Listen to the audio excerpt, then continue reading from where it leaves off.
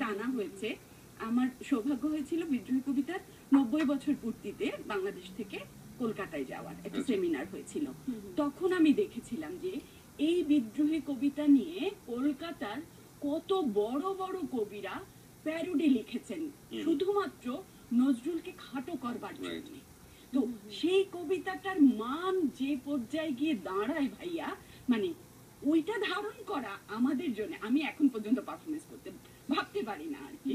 তো সবাই তো আবৃত্তি করেন, কিন্তু সবার যে আবেগ, আমরা দেখতে পাচ্ছিলাম যে আপনার প্রত্যেকটা কথা, প্রত্যেকটা শব্দ আপনি খুব মানে আমাদের কাছে আসছিল। কিবরিয়া যেটা বলছিল যে আমরা বুঝতে পারছিলাম যে এই জায়গাটা হয়তো খুব ইমোশনের একটা বিষয়, এই জায়গাটা খুব খুশির একটা বিষয়। সব মিলিয়ে এরকম কি আসলে শিক্ষা দেওয়া হয় আমাদের দেশে? আবৃত্তি যারা নতুন শিখতে চান তাদের কি এভাবেই গড়ে তোলা হয়? আবৃত্তির তো এখন অনেকগুলো দল, প্রায় 300টার মতো দল।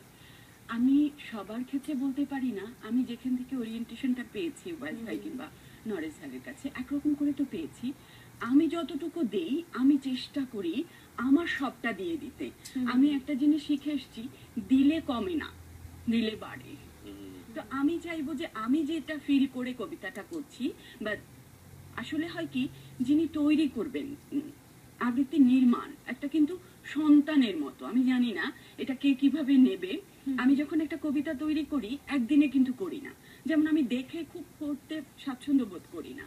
তো আমি এটাকে আস্তে আস্তে ধারণ করি, নিজের সন্তানের মতো লালন পালন করি। এইখানে আমি যদি আমার মেয়ের মতো করে তৈরি করি, আমার মেয়েটার চুলটা আমি এরকম চাই, আমার চোখটা এরকম চাই, ঠোঁটটা এরকম চাই, যে একজন আর্টিস্ট, একটা শিল্পী রং তুলি দিয়ে একটা ছবি আঁকছেন তার মনের মাধুরী মিশিয়ে, ওইটা যদি আবৃত্তিকার করেন তাহলে বোধহয় সবার ক্ষেত্রেই সমান প্রযোজ্য। চমৎকার। আমরা এই জায়গাটা থেকেই ফিরতে চাই ছোট্ট একটা বিরতির পর।